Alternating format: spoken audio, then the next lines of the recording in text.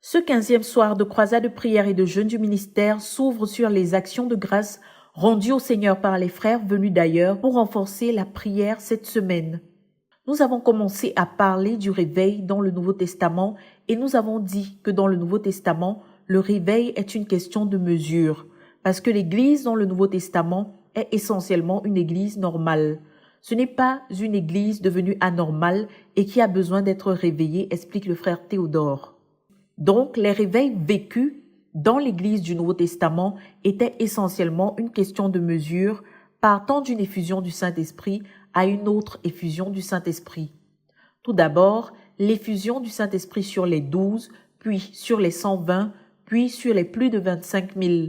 C'était une question de mesure d'un degré à un autre, et ainsi de suite. C'était des mesures croissantes, insiste-t-il. Nous avons parlé des mesures en termes de l'eau vive. Quand nous croyons, la Bible dit que la vie que nous recevons est comme une source d'eau vive qui jaillit jusque dans la vie éternelle. Et le Seigneur Jésus a dit que par la foi en lui, nous recevrons des fleuves d'eau vive. L'Esprit peut descendre sur toi dans le domaine des miracles. Et à mesure que tu grandis dans la fidélité et que Dieu te bénisse avec des gens, des fleuves du don d'exhortation pourraient jaillir de toi. De nouveaux fleuves pourraient jaillir à travers la fidélité à Dieu, explique-t-il. Nous avons parlé de l'expérience de la Pentecôte d'Ézéchiel. Il a parlé du temple de Dieu qui est un symbole du croyant sous la seigneurie de Christ. De lui coule le fleuve et il dit que ce fleuve grandit à mesure qu'on fait du progrès. Tout d'abord au niveau des chevilles, puis des genoux, de la hanche, de la poitrine et ensuite un puissant fleuve dans lequel on peut nager. Dans le Nouveau Testament, les réveils étaient une question de mesure, rappelle l'orateur. Ceci devrait aider chacun de nous à être insatisfait de ce que nous avons maintenant afin que nous puissions passer à d'autres mesures. La nourriture qui suffisait pour nourrir 100 personnes ne peut plus suffire pour nourrir 1000 personnes. Tu pourrais être un pasteur merveilleux de 1000 et tu te retrouves subitement avec 100 000 et tu n'as pas 100 fois ce que tu avais quand tu étais dirigeant de 100. Au fur et à mesure que les besoins augmentent, les mesures peuvent augmenter pour ceux qui sont fidèles. Cependant, plusieurs, quand les besoins grandissent, fuient les responsabilités. Ainsi, la mesure ne peut pas grandir, déplore-t-il.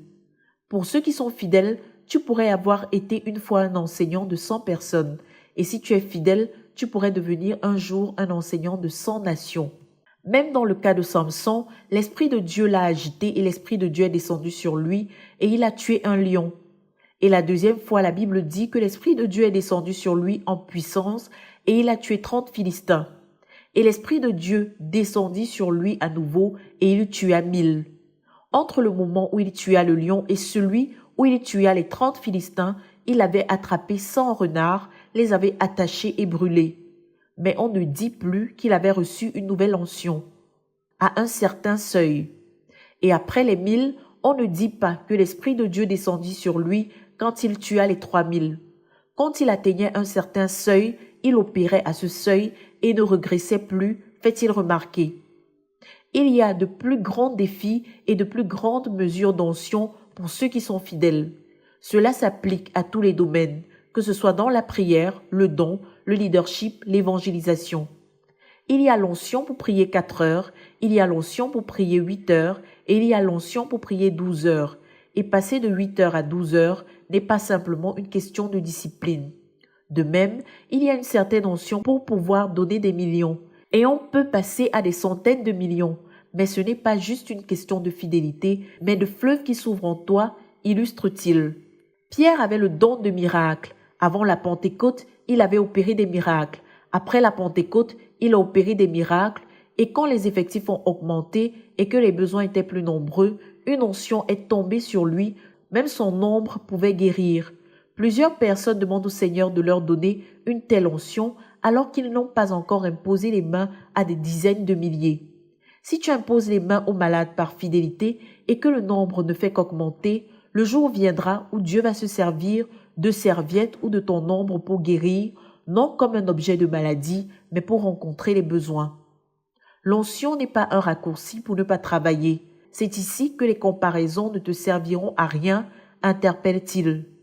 Il ne faut pas imiter comme un singe Sinon, c'est la convoitise qui te motive, ce n'est pas le ministère que tu veux rendre. Celui qui avait travaillé dur et qui avait produit 5 mines supplémentaires avait reçu 5 villes à diriger, de même que celui qui avait produit 10 mines à partir d'une seule s'était vu confier 10 villes. Quand on leur donnait ces seules mines, ils ne savaient pas qu'elles comportaient des mesures d'autorité selon ce que chacun allait produire. Si tu prends ta mine et en produis d'autres, tu reçois l'autorité. Si tu ne produis rien de ta mine, tu vas non seulement la perdre, mais tu vas aussi perdre ta vie. Il est question de mesure, rappelle-t-il. Dans le réveil que nous avons mentionné en Ésaïe, il est dit « Jusqu'à ce que l'Esprit de Dieu soit répandu sur nous d'en haut, jusqu'à ce que le désert devienne un verger et que le verger devienne une forêt. » Même le verger devient une forêt quand l'Esprit est répandu d'en haut. À quelque niveau que tu te trouves, il y a des mesures quand l'Esprit est répandu sur nous d'en haut. J'ai essayé quelque chose que le frère Zach avait fait pour certains d'entre nous. Quand quelqu'un réalise quelque chose, j'essaye de le pousser à de plus grandes mesures de la chose qu'il a faite afin qu'il puisse développer un ministère distinct. Malheureusement, les frères finissent par toucher beaucoup de choses et ne sont efficaces nulle part. Cependant, notre ministère grandit et nous avons besoin de personnes qui rendent ministère à l'échelle globale. Eux se contentent de ce qu'ils avaient fait il y a 20 ans et la mesure qu'ils ont n'est pas pour les nations. Si tu comprends ceci, tu iras loin. Plusieurs pourraient mépriser les cuisiniers ou les jardiniers, mais il y en a à la présidence. Et tu ne peux pas être paysagiste convoité par le président en gâtant le jardin de la personne que tu sers actuellement. Quand tu gâtes la chose de quelqu'un, tu es en train de perdre ton avenir. Cette personne-là va perdre à l'immédiat, mais toi, tu vas perdre à long terme. Tu es un insensé. Tu pourrais dire que tu es en train d'être exploité par les autres, mais tu seras en train de bâtir ton avenir. Si tu n'as pas été fidèle dans ce qui est à autrui, qui va te donner ce qui t'appartient? Tu pourrais dire que tu es devenu un chauffeur parce que tu n'as pas fait des études. Mais même le président a un chauffeur et on ne peut pas devenir le chauffeur du président en traitant mal la personne qu'on conduit aujourd'hui. Les gens plafonnent et Dieu n'a plus quelqu'un à qui donner de la grandeur. Parce que Dieu cherche des gens à qui donner de la grandeur et il n'en trouve pas. Plusieurs veulent la grandeur mais ne peuvent pas être grands parce qu'ils ne gèrent pas bien ce qu'ils ont. Combien j'aurais souhaité que tu laisses Dieu t'accorder la grandeur en étant le genre de personne à qui il peut la donner, implore-t-il. Quand j'avais 16 ans et que j'ai commencé à diriger ma première petite église, il y avait plusieurs jolies petites filles. Je n'ai touché aucune d'elles parce que je me suis dit que si je gâte ces petites filles que Dieu m'a données, comment est-ce que Dieu me donnera des gens dans l'avenir? Vivre dans l'avenir était réel pour moi. Je voulais pouvoir dire comme Jésus que je n'ai perdu aucun de ce que Dieu m'a donné. Si tu perds ce qui t'est donné, qui va t'en donner davantage, questionne-t-il. En tout cas, il y a la sagesse que Dieu donne à ceux qu'il veut rendre grands et il y a des gens qui plaisent tellement à Satan de par leur disposition qu'il leur donne la capacité de réfléchir comme lui pour qu'ils prennent part à sa chute, en résistant aux dirigeants qui donnent des ordres.